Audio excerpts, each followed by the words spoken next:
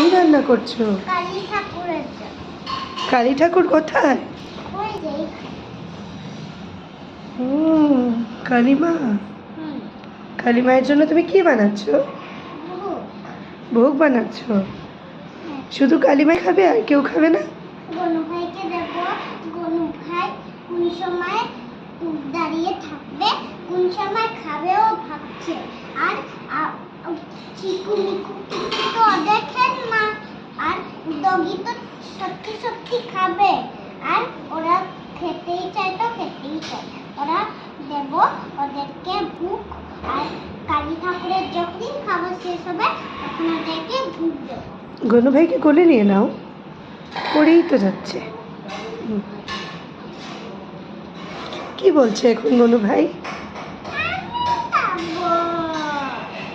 আমি আগে খাবো কিন্তু না, না আর কালী ঠাকুর তারপর যাবো।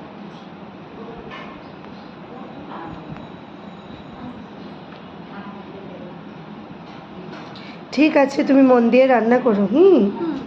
ঠিক আছে।